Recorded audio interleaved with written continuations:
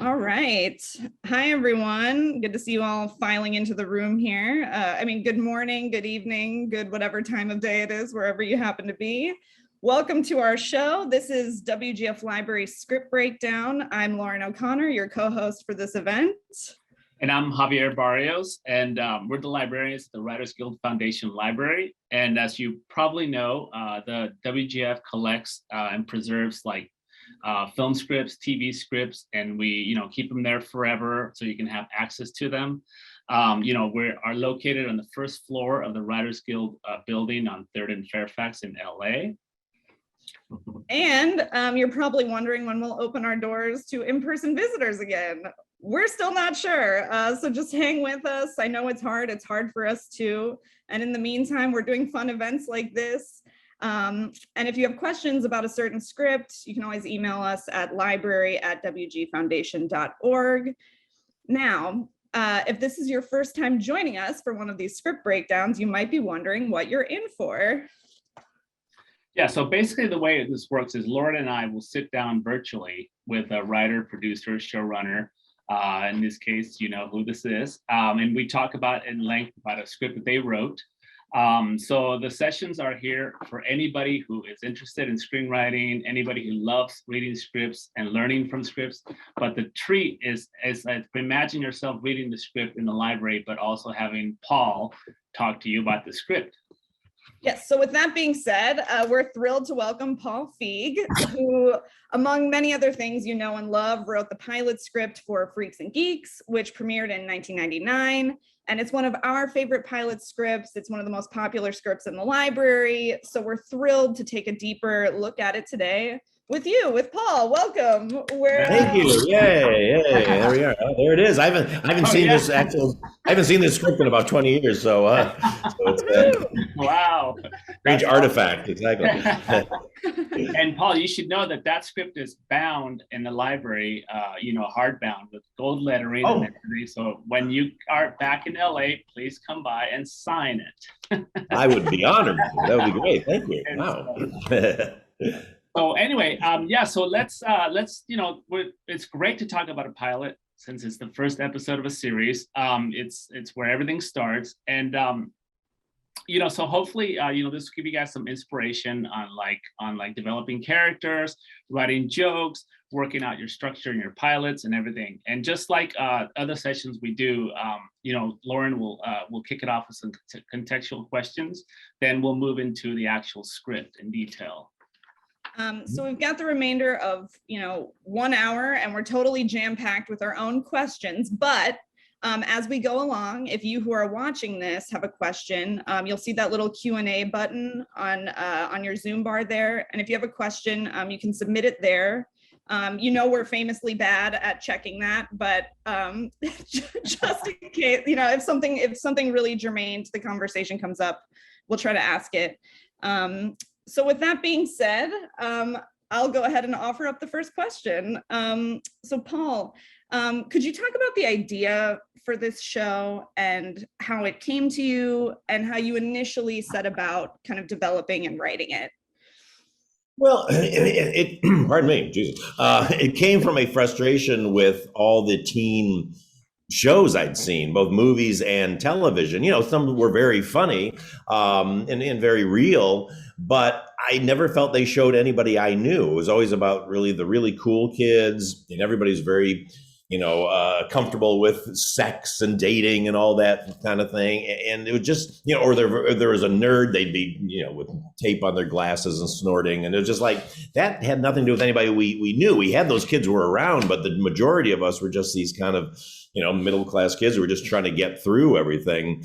And so I originally had this idea years before to do a high school show with adults in it. I thought, it'd be kind of funny. You'll have adults playing, it was a kind of a dumb idea, but I thought, that's how you can kind of do the second layer of stuff, but kind of dismissed that. But I also had been writing chapters for a book I was going to do about my growing up in school and all that. It had a lot of the stories that actually ended up in the pilot, like the dodgeball game was a chapter I had written because that had actually happened to me.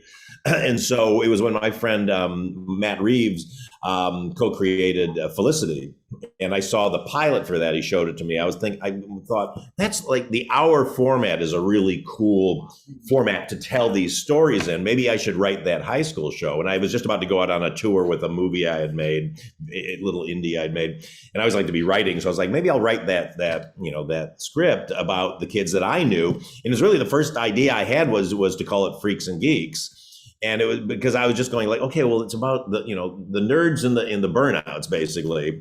And I thought, well, we used to call them freaks in our school. And then I thought, well, okay, so geeks, but we never called ourselves geeks, but I like that it rhymes. And so that literally was like, all freaks and geeks. I remember turning to my wife and she like holds her hand up. She like gives out for a high five. She goes, that's great. I like that. So okay, cool. And I was out on the road driving around in this kind of college movie tour with my movie in the backseat and wrote it in like 2 weeks. It just kind of poured out of me because it was so much of it was based, a lot of it was based on people I knew and experiences I had had. So it really came out quite easily, I have to say. Mm-hmm.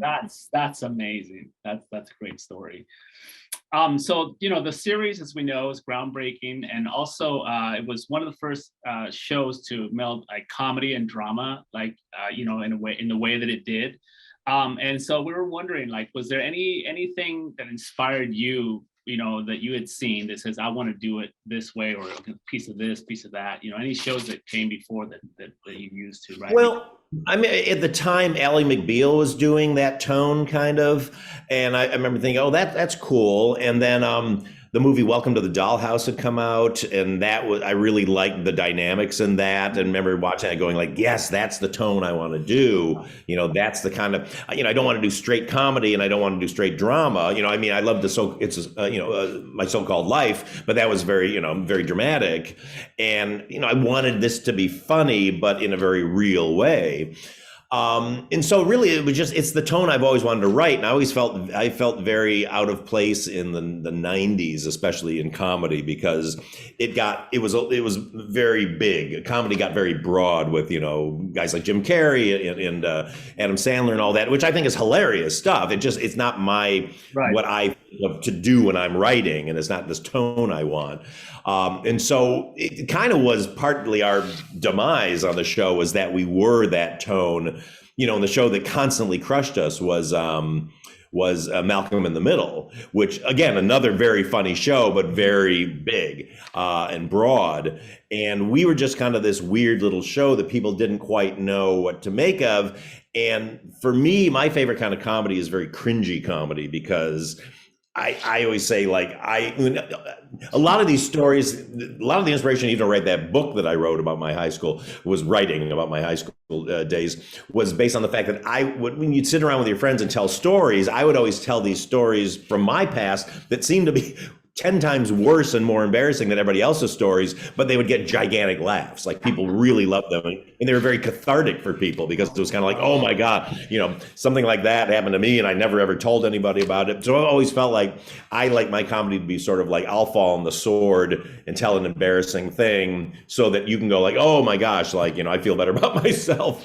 But I think ultimately what ended, caused the demise of the show is I think it was just a little too uncomfortable for audiences back then, because that kind of comedy just wasn't around at the time. Right. In the intervening years, and I credit a lot of it to YouTube, because I think YouTube shows, had so many videos of real people kind of in embarrassing situations, whether it's falling down or getting hurt or whatever, but which then started things like the ability for The Office to take off, because people got more into that style of comedy. But back then it was very joke setup, broad performance, and so we were outliers a little bit.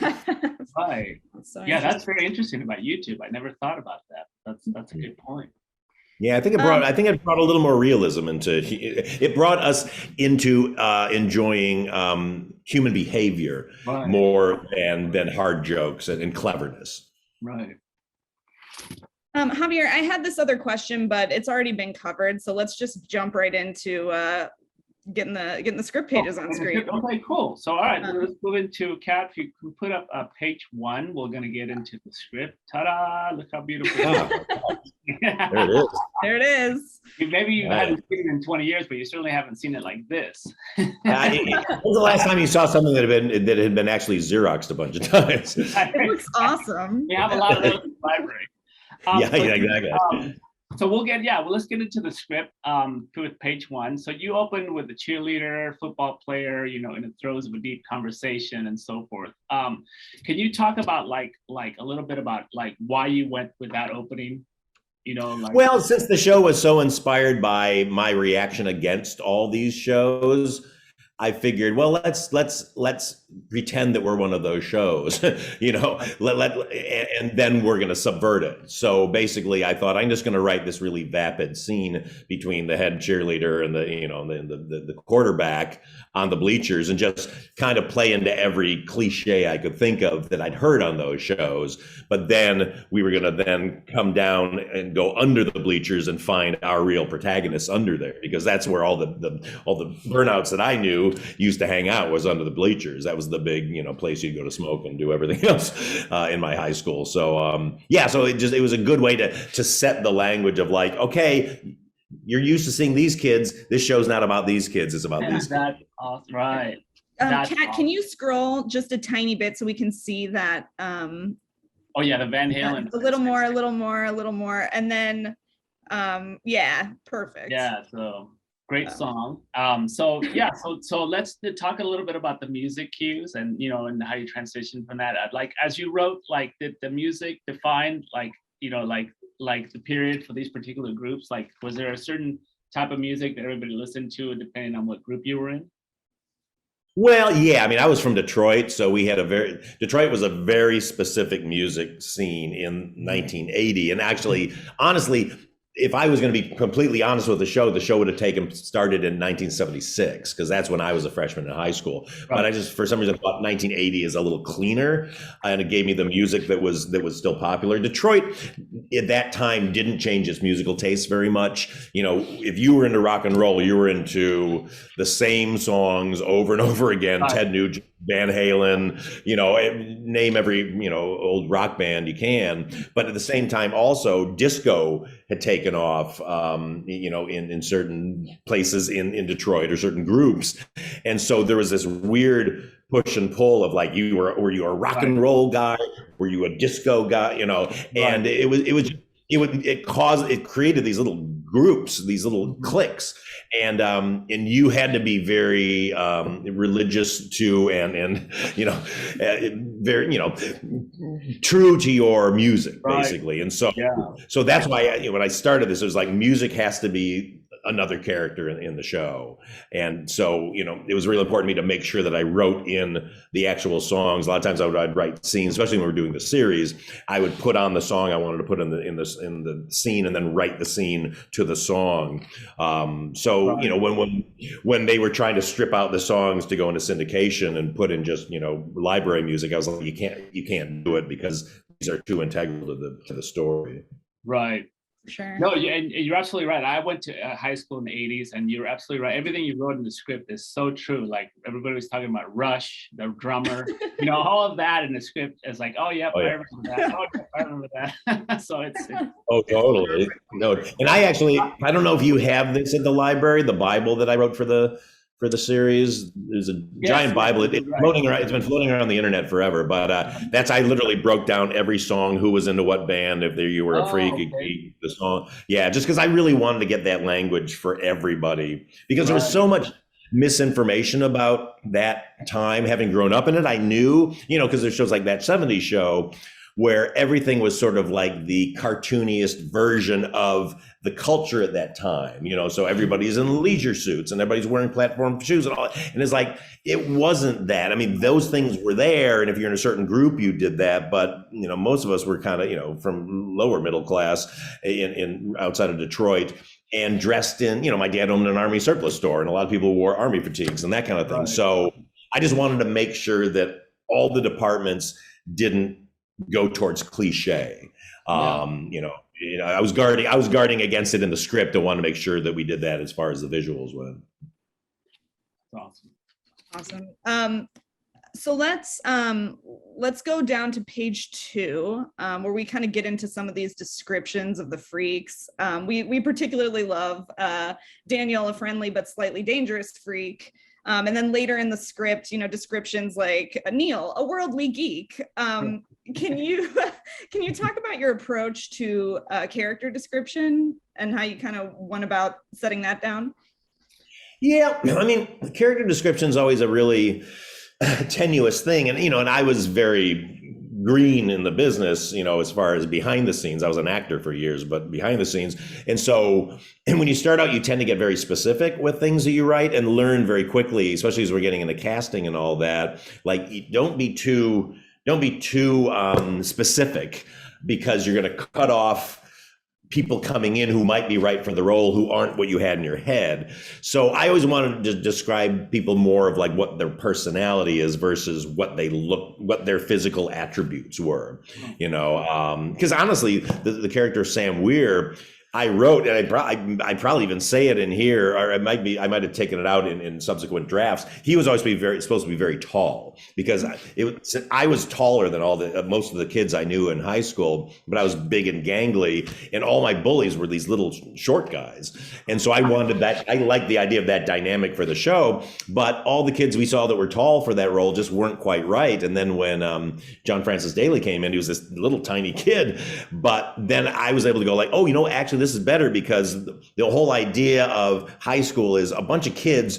who live in the same town get stuck in the school. That's the only criteria they have for being together. And some kids look like they're 10 years old. Some kids look like they're 25 years old. And, it's because everybody's hormones are going at the completely different rate, and so that's why I love the idea of John being, being this little kid. But again, had I been so inflexible, like, it's got to be a tall kid, blah, blah, blah, we wouldn't have gotten the greatness that we got out of him and out of all these other kids who, actors who weren't necessarily like the kids that I wrote him about. Some were. I mean, Franco is almost a doppelganger for the kid I based that character on. But then, Jason Segel is nothing like the kid I wrote it for. So, so you have to have that flexibility. Sure. That's why it's nice to be a writer director eventually, because you can make sure that the thing you want to set that, doesn't get waylaid by whoever, directing Absolutely. it.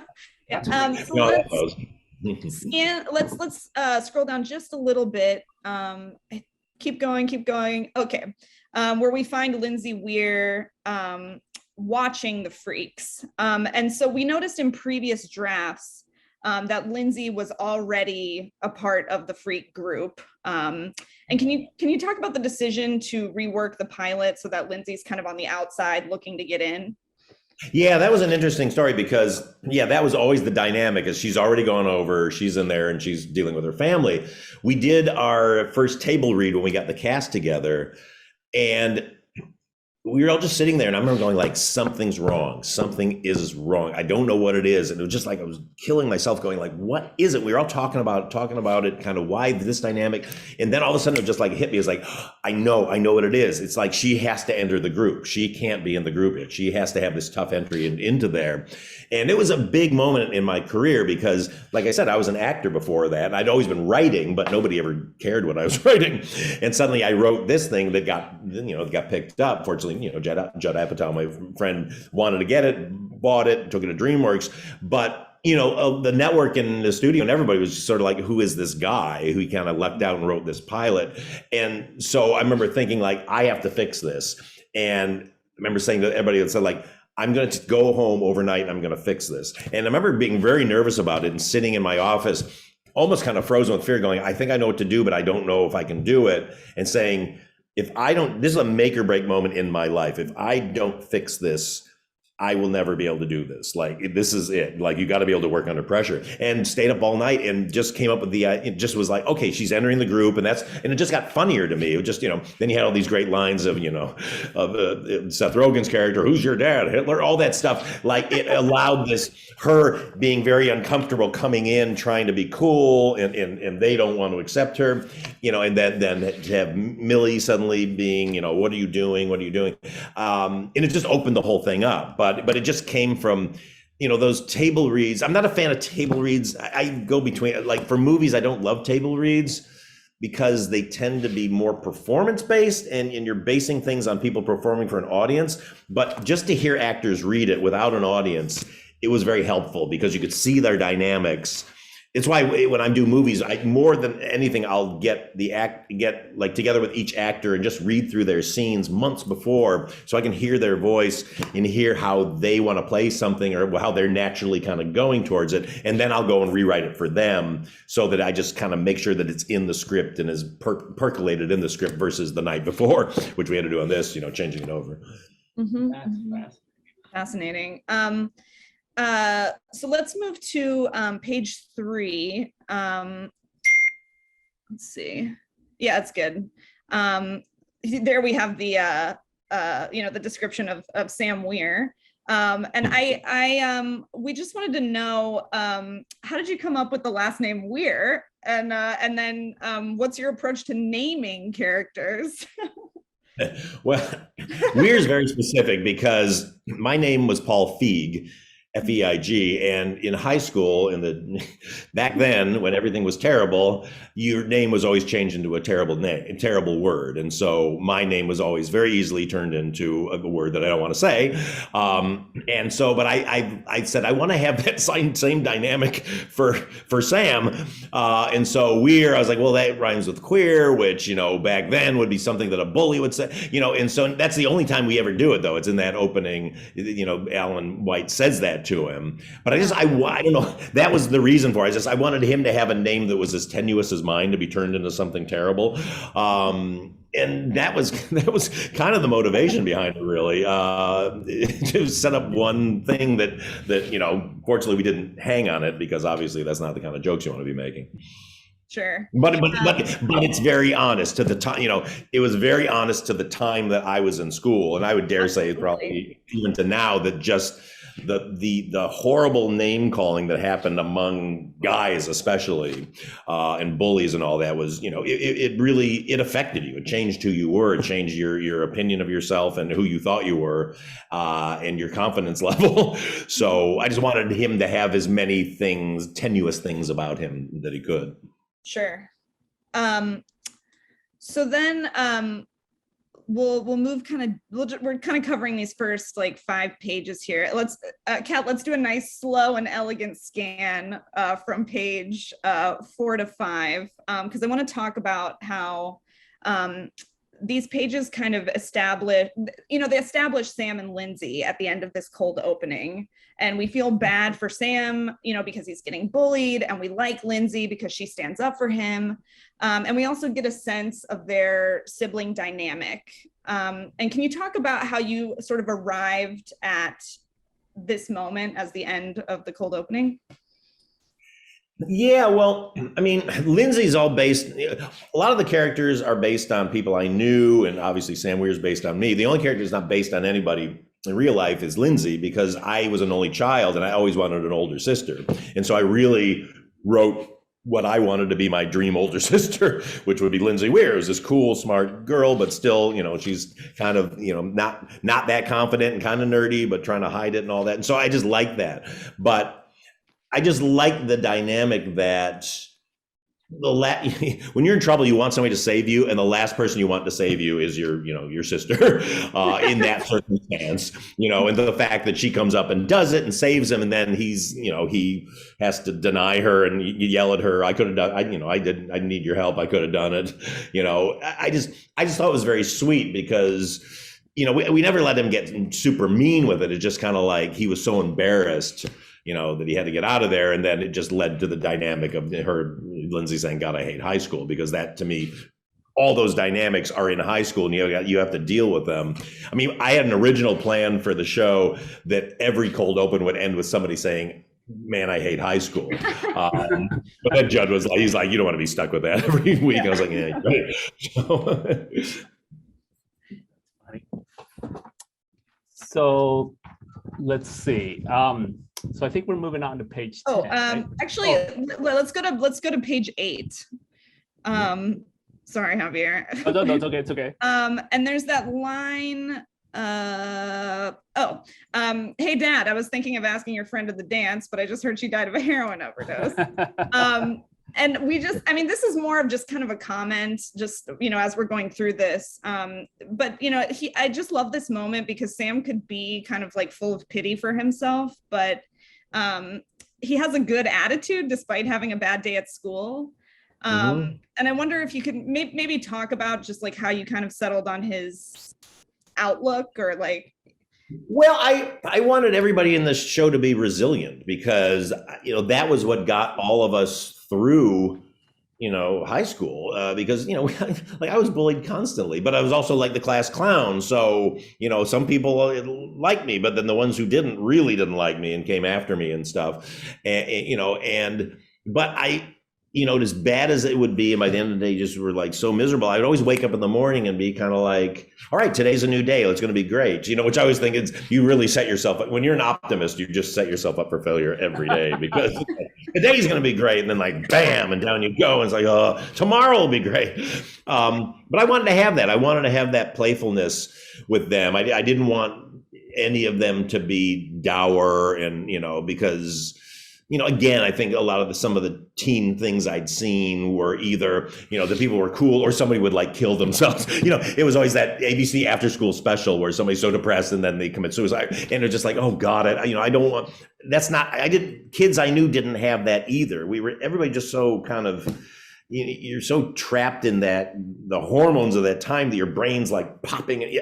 Something's terrible, something's great, and I like that. And that's why it was fun to write for teen characters because that's the only time you kind of get away with that. I had the movie that I did and made right before Freaks and Geeks was about a bunch of 30-year-olds who show up in this field wanting to leave on a spaceship and blah, blah, blah. And even though I was proud of it, it played a little pathetic to some people because it was sort of like, God, if you're in your 30s and you don't have your life together, I don't know if I want to spend a lot of time with you, and so that's why I liked it with the teens is like, you all go like, oh my God, I was nuts when I was teen. So, when somebody's going way too far one way or the other, you're just like, oh, okay, we've all been there. Yeah. So true. Cool. Okay. I'll tell you a funny thing about, Johnny, I'll tell you a quick funny thing about, Harold Weir is that the original version of the script, I wrote the dad very milk toasty. He was very like, everything's great. And Judd was like, I think that character's kind of boring. He said, why don't you rethink it? And so my dad was kind of famous for always like telling terrible stories. Like whenever I would watch Abbott, every Sunday morning before church, I would watch the Abbott and Costello movie on TV. Without fail, my father would come in every weekend and watch for a few minutes and go like, Bud Abbott died a poor man. And it's just like, oh God, had stories about tragic endings of people who were funny and that you liked. It's like, I don't want to know, So it was all, I changed it to that and the character became much funnier. That's funny. Cool. Okay, so let's move on to page 10. So this is great. So basically, they watch a pregnant girl walk by, a freak girl who got pregnant. And can you talk about it? It really speaks to me because of their innocence and what they don't know, what they imagine. And can you talk a little bit about like the dynamic for this group in that scenario? Because there's so many things in the pilot where like they have no idea what that means. Yeah. So they kind of use their imagination. Well, I mean, honestly, it's based on my group because we were nerdy. I mean, I never like to say we were nerds. We had like a couple of nerds in our school who were really nerdy, like carried briefcases and then wear flood pants, like literally like cartoons of that. But we never considered ourselves that. We were just like, we were too young mentally. We were just immature, and so you knew that more mature things were possibly going. Honestly, I'm going to backtrack on that. You actually didn't know that mature things were going on around you in high school. It was much more like, well, everybody must be at the level we're at. And this is pre-internet, obviously. So you didn't have like a way to know like, oh, there's a whole other world out there where people do this and people are into this and that. So you just kind of had your little group and they're like, well, we're all terrified to ask a girl to the dance. So, and I would be like, oh my God, the greatest thing in the world is if I could hold a girl's hand that I like, blah, blah, blah. And then suddenly there'd be a pregnant girl. One of your classmates would be pregnant, usually like a couple of years older. And you're like, we were just all like, oh my God, like that person had sex. Like we couldn't compute it for some reason, you know? And so, and there was always a pregnant girl in school for some reason. When I was growing up, there was always one girl in the school was pregnant. And it was just a mind blower back then. And so I was like, I got to put that in because that, again, I just want to show the maturity level of these guys and kind of make you go, oh, you know, it's because again, it was such a reaction to all these shows where everybody was so mature and having all these, you know, kind of romance dramas and who's sleeping with who and blah, blah, blah. And it was just like, that just didn't even land on our radar, you know, right. As kids. And I like that. You know, I'm a big fan of sort of, you know, kids being able to be kids until they can't anymore. And you know, wanted to bring that back. And also this was a time when I wrote this, you know, the internet was just kind of just starting to really become, you know, everybody had it. And, you know, so you could see the beginnings of like, okay, you know, kids are going to have to get mature much earlier now. And I just thought it was a nice thing to show that we didn't used to be that way. Yeah, it is. Yeah. It's also like very telling of the line where he says, I'll tell you what second base is when I get to second base. Yeah, in the script. Cool. So, okay, so let's page 15 and 16. So yeah, so basically I love this moment because the way you write it, of the way the kids punch each other, like especially in the thigh, you know, I so remember that. It's so realistic. And and so, you know, and so can you talk about like also there's Lindsay and Millie's interaction in here somewhere. And so yeah. And so can you talk about like that dynamic, you know, like within the group, but also between Lindsay and Millie? Yeah. Well, I mean, you know, for guys punching each other, that was just ubiquitous when I was in school. Everybody's punching everybody. It was like, it drove me crazy. I had this one friend who I won't say his name, but his thing was just, he'd come up like, and he would punch you so hard in the arm. And it was just like, and I remember once, I mean, I was in sixth grade or something, and he did it. And I was just so tired of it. I thought, I'm just going to start crying. And I just burst into tears. And all these teachers ran over, and he was like, hey. And I was just like, maybe I can stop the madness if I cry, if I embarrass myself, you know. But it was just that. It was just all this extra weird testosterone. And guys are in the locker room, they're yelling at each other. And again, it goes back to the name calling and all that. And it's just like, that's why all my friends were girls. I was just like, I'm just going to hang over here with them.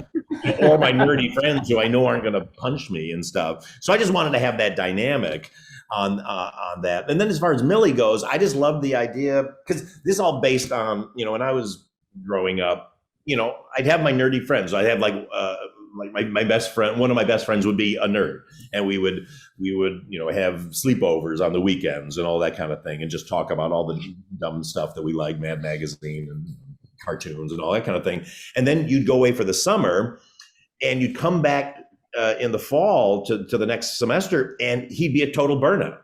And it's like, what? And then like I had one friend who just suddenly went so dark, he never would talk to me, and he grew his hair really long, and he was always this like dark character walking around the halls and always high and stuff. And it was just like, wow, what happened to you? You know, and so I just love the idea that Millie and Lindsay were these nerdy friends, and suddenly here come back, and now it's Millie's the one going like, what happened to you? What, you know, what are you high on drugs? Like, what's wrong with you? You know, and I just like that, because I liked not the anchor, but the you know, the tether to your old life of somebody who is worried about you, you know, because I admit when my one friend went dark, I was kind of like, he just scared me. So I was just like, I kind of never even talked to him again, versus if somebody would have, you know, kind of gone like, hey, you okay? You know, and I just like that dynamic, and just, you know, and the Millie character was really fun for that.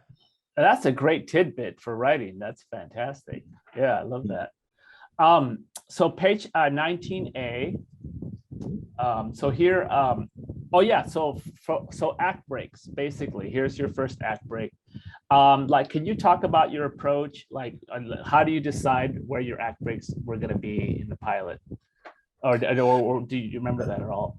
Yeah, no, I do remember that. I remember knowing that you had to have act breaks, you know, and it was kind of, but I like that, because it was fun to kind of go like, oh, how do I end it? It's not a cliffhanger, but how do I end it on something that makes you go like, oh, I want to come back, you know, after the break? Because that was, you know, network TV, that's all you have to do. That's your job, is to make sure people will sit through all the commercials and stay with the show. We weren't binging anything and all that kind of thing back then. Sound like an old man.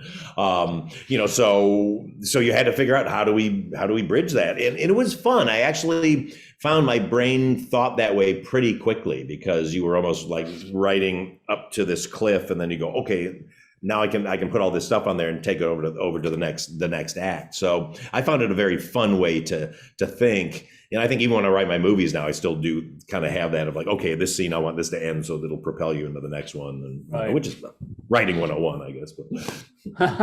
Yeah, that's good. Well, also because when one act break, this one ends with Sam, and the next one ends, with a sister. Like so, it's almost like you're juggling both. Like you're setting them both up in the teaser, and then boom, Sam Act 1, sister Act 2. So Yeah, well, the structure of this being Freaks and Geeks, having the two groups helped me out, because I was an actor on a lot of shows, and always hung with the writers and would write an episode for the show when it would get canceled before they ever do anything with it. But the whole idea of A and B and C stories, I was always kind of like, oh, that's a lot, because it was always felt like those shows, the characters were all kind of moving as one. And I think having my two groups allowed me to be able to go like, okay, I've got an A story and a B story, because I've got two different groups and I got two heroes. And then, I don't even, honestly, on our show, we didn't even really think in terms of a C story, even though we were an hour-long show, because one of the things that drew me to the hour is the idea that I'm not a big plot guy. I don't want like crazy heavy plots, not in a TV show. Right. I just want to have enough of a plot to drive you along, but I want to have enough air to be able to have moments to sit and have the characters interact and just talk about stuff and be kind of funny and charming and entertaining, and not have to just advance the plot constantly. And so this really allowed me to do that, having an A and B story, because we could take 5 minutes and sit the geeks on the curb and have them talk about their misconceptions about dating and marriage, and have Lindsay talk about her thoughts with Kim Kelly or whoever it was. So I like that, and it was not something that network TV did as much of. And so I think sometimes the network would get frustrated with us that we would do that pace, but they also liked the characters so much that it was fun to sit with them. So, I'm always a proponent of anytime you can get, if you're not just plot the whole time, if you have enough time, give yourself the ability to sit with characters, not in a boring way, but just, they have to be really entertaining in a situation, or talking about something that you really care about, or makes you, feel for them. Right. Then I think that's sort of the key to having a very three-dimensional group of characters. Cool. So let's see, where are we? Oh yeah, so I think more abstract question. Can you talk about how you create friction, movements and stakes, when you're writing with these characters? Like you talked about like not having a lot of plots. So do you mostly depend on what the characters are going to do? Yeah. It's why I've never been a big fan of heavy outlines, even though I do them when I have to. I like to know, obviously, and I need to know where it's going. I need to know how it's going to end, and the bit, whatever bits I need in between to kind of move it along. But I like the characters to come alive as I start to write them, and I like their dialogue interactions to drive the story, because then I'm acting it out with them. I'm hearing them, I'm playing them as I'm writing it, and then go like, oh, like a character will say something I didn't expect, come into my head like, oh, and then I'm like, oh, I like how that turns this. And then I'm following and I'm letting them push me forward, knowing where I'm going. I mean, it's very rare that they go off into some tangent and go like, I have to change the end of the story. I've done that a few times, and then I've gotten stranded in the third act, or the end of the second act, and then you're screwed, But the way that they lead you, that's really fun. And so that's again why I've never been a fan of like heavily outlined things. But not a lot of writing jobs you get away with that, and so you gotta learn outline no matter if you like it or not, sadly. So let's take this down to page 21. Perfect. And this page is cool because it has these two instances where there are alternate lines. And this is also the page where we meet Kim Kelly. And in this first alternate line here, where she's like, I'm cutting, give me a smoke, I'm cutting, who's got gum? We noticed when we watched the pilot, it's who's got gum. So did you find that you had to kind of soften the script in parts for broadcast TV, or? No, I'll tell you exactly what happened. The whole my where I grew up, not only did my high school have one of these, my junior high had one of these, a smoking patio, an officially sanctioned smoking patio where kids would smoke. Like, middle schoolers would go out and smoke cigarettes, and teachers would come out and bum cigarettes off of them and smoke out there. And so I was like, this has to be an honest show. I was very much like, this show needs to be honest. I said, we got to have the smoking patio. So I wrote the smoking patio in,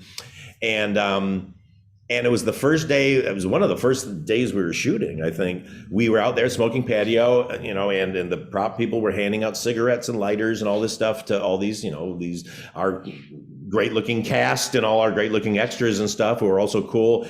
And Judd and I just looked at each other and went, do we really want to be responsible for making smoking look really glamorous to young people?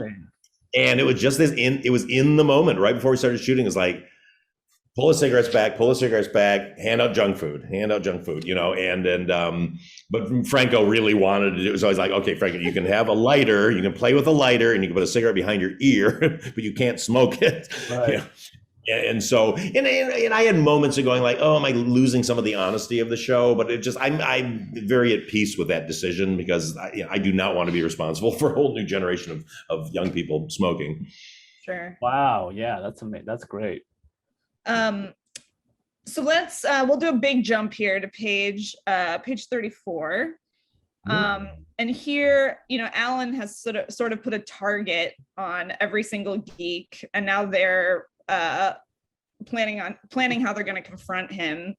And my question here is, if you drew on, if a lot of this came from your life and your own experiences, did you ever find that it was like challenging for you to kind of dig back into some of that tougher, more like cringy stuff?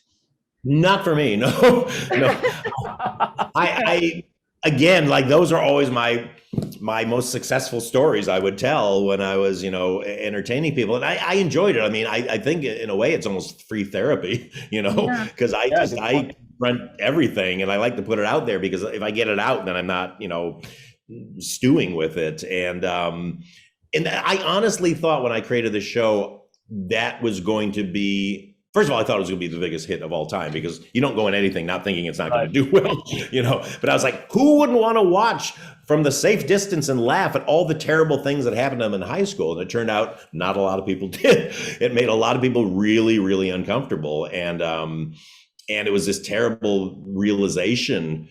Well, I mean, we really honestly found out, the night we premiered, our ratings, we were doing really well the first half hour. And then at the end of the second act, when Eli runs and breaks his arm and is on the ground screaming in pain, giant shut off of the show. And, realize, oh gosh, I think it might've been a little too much for especially back then. So, but no, I really enjoyed it. And it was always fun to kind of, when we first, got our writers team together, our writers room together, and we're getting ready for the season, I made a questionnaire of 20 questions about what's the worst thing that ever happened in high school, what's the most embarrassing thing, blah, blah, blah, blah. We all filled them out and sat around for 2 weeks just telling our stories. And that's where the whole season came from, was, okay, that's a great story. That's a great story. Let's use that. But it made it all very real, because it was stories that weren't the standard stories you see all the time. It was, I'll never forget Jeff Judah telling the story about finding out his dad had an affair with a woman because they found a garage door clicker in his car, and they went around the neighborhood on their bikes clicking in front of the house until they found the house. And the garage door episode is all based on that. We were like, Jeff, that's the saddest story we ever heard, and it's so going in the show. Yeah. Wow. We're like pain vampires. We were just jumping on everybody. Okay, so for my next question, I just want to look at two different lines here. So let's go down to page 38. Okay. So Neil's line after Kim Kelly uses, as you say in the DVD commentary, sexual terrorism on on Sam here. This button line, maybe we could get her to beat up Alan, is just like my favorite. And also because it's just a great kind of expository line that tells you a lot about Kim. Right. And let's scroll down to page 39. This other line that I don't think made it into at least the broadcast pilot, but Harold Spencer told me that Cindy lives in a tent. What you think, it's not true. And Bill's kind of just like naivety. Yeah. And my question is, how do you, as the writer, you were an actor for a while, but I want to know, like, how do you as the writer get into a character's voice and sort of mindset, and how do you get that on the page? You really, I mean, yeah, like I said, I was an actor. I was also an improv actor, did tons of it. And I would just always, I was an only child too. So I think I always invented a lot of people in my head and stuff, and would, play by myself and just, could make my G.I. Joes and whoever talk. And it was just a natural thing for me to be able to kind of put a group of people, and they're usually based on people I know or stars I've seen or people I've observed. And then you set them in motion. You get them, you cast it, you get your cast in your head, you put them in their location and go like, okay, let's talk about this. I know I need to talk about this to get to get this part of the story out there, and let them talk. And so many of these jokes come almost like I'm with my friends and go like, oh my God, that person said something funny, or oh my, I didn't expect them to say that. So you really you have to kind of clear your brain. I mean, I know there's books about like improv for writers and stuff. And I think, improv classes, take improv classes or get an improv group or something if you're a writer, because it just teaches you to kind of get out of your head. And also it teaches you how to write for people's mouths. I mean, the worst thing you can do is just kind of write these things and not say them out loud. Even if you're not an actor, read it back and read it as if you're in the scene. And you'll find so many times it's like, it still happens to me. I go like, oh my God, like I could, in my head it sounded great, but like saying it, like I can't even say it, or it just sounds so stilted and terrible. So, that's a really big part of it. And then, then once you have a cast, then you start being inspired by them and adjusting it to their delivery. Like writing for Seth Rogen was always the most fun thing in the world, because you would just, so anyway, you got to do his voice, and then a joke that wouldn't be funny for anybody else is just, something, and you go like, okay, great. So it was so much fun writing once you knew their voices. But that's what I love, because then that does have to work for you. That's fascinating. Sure. So just a quick, this is not a question we planned, but a quick thing. You wrote some scenes for just the actors that were not in the pilot, right? And you mentioned that, and then one of them made it into the actual script, which was the drum kit scene, I believe. Yeah.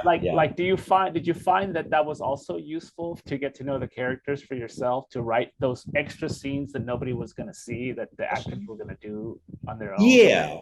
Well, it was a little more in service of casting. Just because when you're casting and you have like a scene and it's like a back and forth, you'll get an idea of what the person can do pretty well. But for its TV series, where you're going to be feeding off of each other, you feed off the actors when you're in a TV series, definitely, because you get to know them, you see their dynamics, and just watching them and how they talk and everything, their personalities start to come into it. Then that starts to inspire you, and the ideas for story arcs you had, you'll suddenly throw out and go like, oh wait, no, it'd be way funnier or more interesting if so-and-so, who we know it this way, is actually going this way to do, this part of their personality we don't know about. And so writing those speeches allows you to just let a person talk, and it's not, you're feeding them a line and they're coming back and forth. You just get their pure personality comes out. And, we wrote those and always say like, make it your own. You don't even have to stick to the words if you don't want to, but just do it, and show me how you think this character would do it. And it's invaluable, and it teaches you a lot. And yeah, then you might sometimes get something you can actually use out of it, like the drum set speech. Yeah, great scene too. Cool. I think we're gonna move on to page 46. So this is obviously a key scene. You know, it's the whole motivation for Lindsay going to join the Freaks and everything. Like, how did you arrive at this scene? Like, you talk a little bit about how you came up with it, and was that the whole idea all along for like the crux? Yeah, well, I was brought up pretty religiously, and went through a pretty big crisis of faith throughout my 20s, and when I hit my 30s, I really kind of made this turn. And when I was writing Lindsay, what I thought was interesting about Lindsay is, I've said this before, but I think a smart 16-year-old girl and a kind of smart guy in his 30s are about the same maturity level. Yeah. And so Lindsay became this really great vehicle for me to put all my like mid 30s angst into. And this was one of the biggest things. It's just like, this crisis of like, what if this is it, and what if I don't believe what I thought I believed, and how that would affect her. And, I wanted there to be some deeper reason why she wanted to make this change in her life, other than just like, oh, those kids look cool, I want to hang with them. And so I always like to say that my favorite kind of storytelling is information doled out slowly. Mm-hmm. There's always this instinct to go like, let's just tell everything up front, and then we'll kind of watch how it plays out. Versus, like the movie I love is Once Upon a Time in the West, where you keep having this weird flashback that you don't know what it is of Henry, like this out of focus person walking through, and it's Charles Bronson's head, and then you eventually find out that's the guy that killed his brother. But it keeps you like, if I'd heard that up front, like somebody killed his brother, he's trying to get him. Okay, cool. But I was so pulled along, like, what is that? What is that? Why is he doing that? Why are they doing that? And I think that's a great way to, tell stories. Right. To make people, I don't say like they have to work for it, because nobody should have to work that hard when they watch something, but it should be interesting enough where they're like, oh, I'm going to find something out. Right.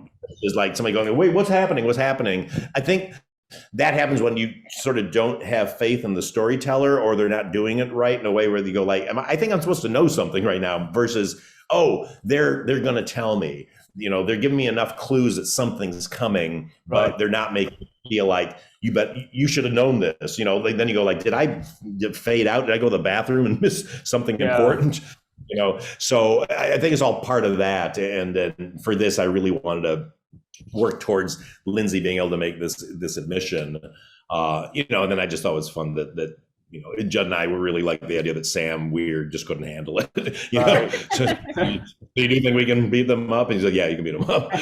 Right, yeah, which is great. But also, it also speaks about like having legs, in a pilot, which when you read a pilot, you got to figure out, does this have legs? And that's a big leg. I mean, like to have that like you're in the middle of two belief systems, that's a good way to kind of start a show. So yeah, but I really credit NBC for letting us do it. That was going in with that script, because I wrote this script as a spec and sold it as a spec, which never really happened back then. But it was just at the end of their TV season, they were developing a bunch of high school shows and they didn't like any of them. So we really came into the end of pilot season with this script, and they're like, yes, we want it, so that helped out. It didn't go through the normal development process. Not that development's bad, but we were able to bring that in. And so I was always very, very, appreciative that they let us keep that. Yeah, that's amazing. Cool. So, so let's move on to page 49. And this is one of my favorite moments, because you just talked about, a Western, and this is so Western with the newspaper flying and the whole feel of it. And I wonder, obviously, I imagine that was your intention, now since you're heading into the climax of the script.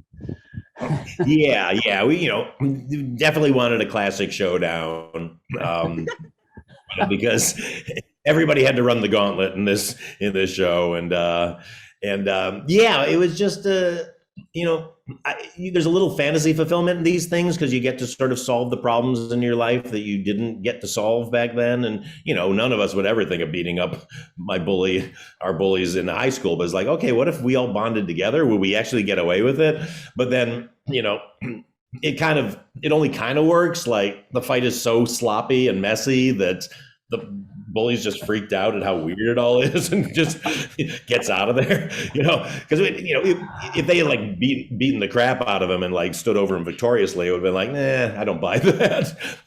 But it's, you know, I mean, Martin Starr just like hanging on him, like off me, you know, yeah, that felt real to me. So yeah, I definitely wanted to have a big climax for them. Right. No, that's great. And then next thing is page 50, where you know, Sam, you know, it's so classic because he's like, oh, you talked to the teacher? Oh no, I would never, you know, like he pulls back the fact that of course he talked to he's probably the favorite in the class. and so can you talk a little bit about, like, you know, like how you handle some of that, like when characters are interacting with like another group and they have to sort of hide, you know, like their motive, you know, like their real self, you know, 'cause that's very real. Yeah, I mean, it was all based on kind of, you know, because I was always sort of, in general, sort of teacher's pet, and like, you know, I liked everybody and I was always nice to everybody, so people like me. But then, yeah, there's certain groups you just knew, like, oh, if they see that I'm really close with so and so, that's not going to be cool, you know. And then I'd kind of pretend I didn't like somebody, and then, well, the worst thing ever happened. There's this teacher I really loved. He was so sweet, and you know, he would let, you know, if I needed to get out of class to do something, he would let me do it.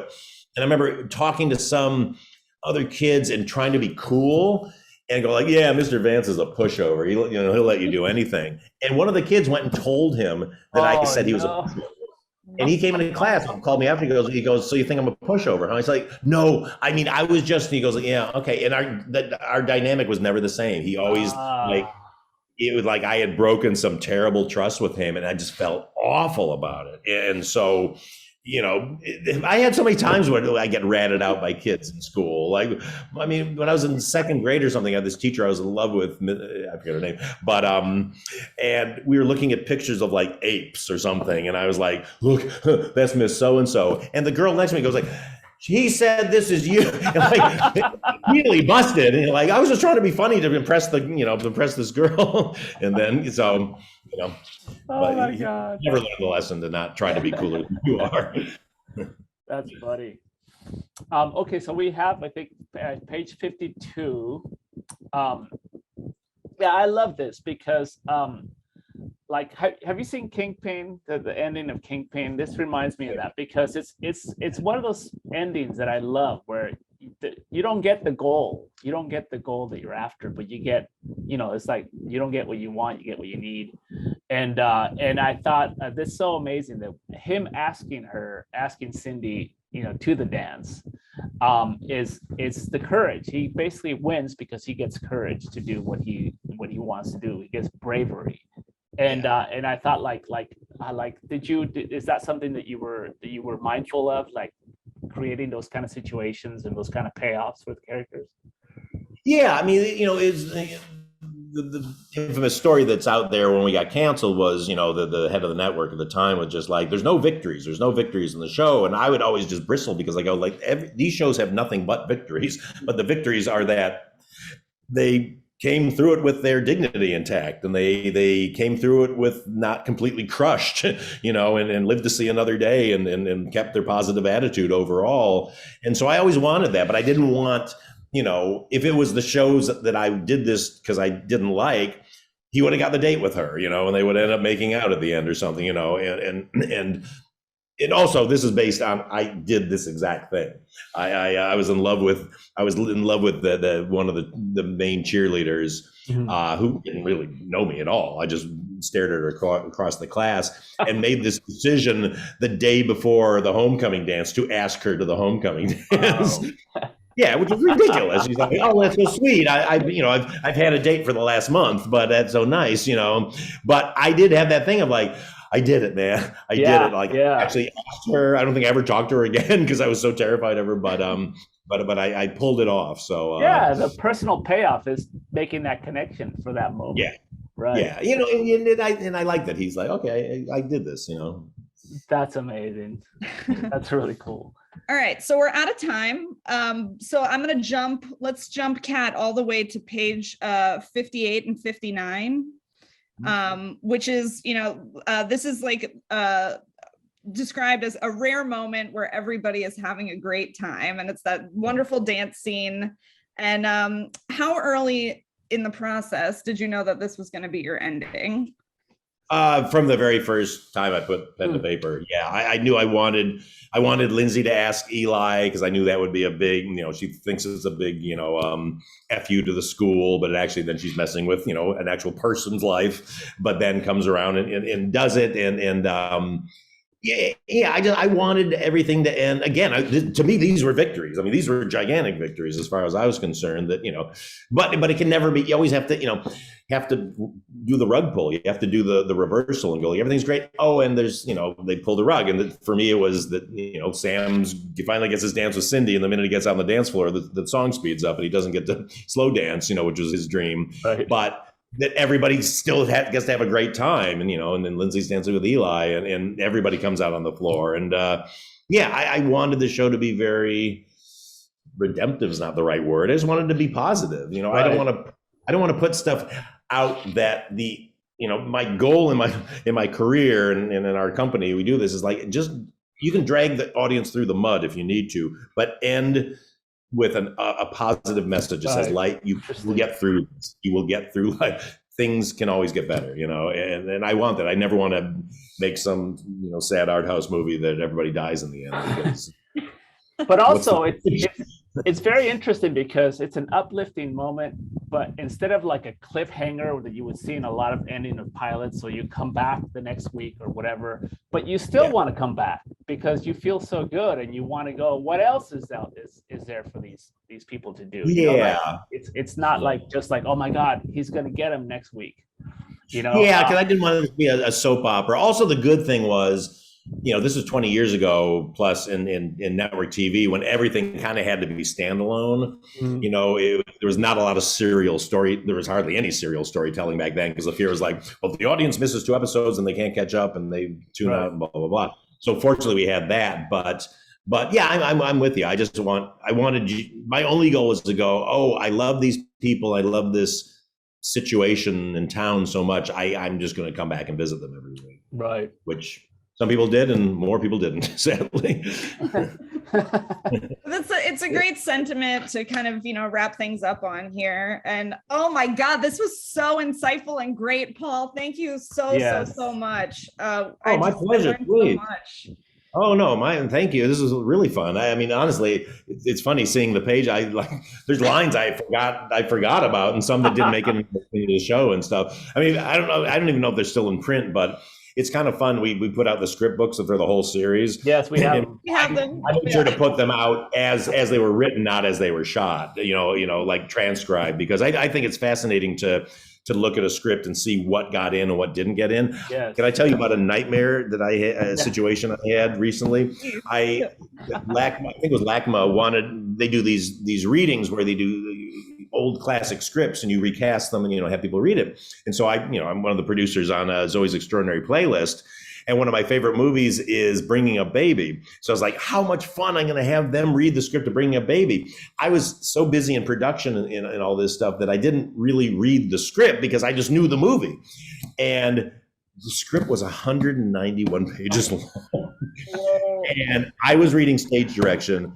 Some of the stage direction was blocks of just hammer description.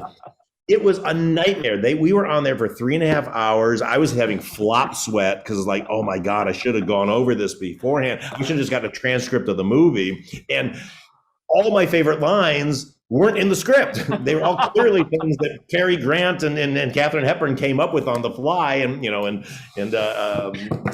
Howard Hawks.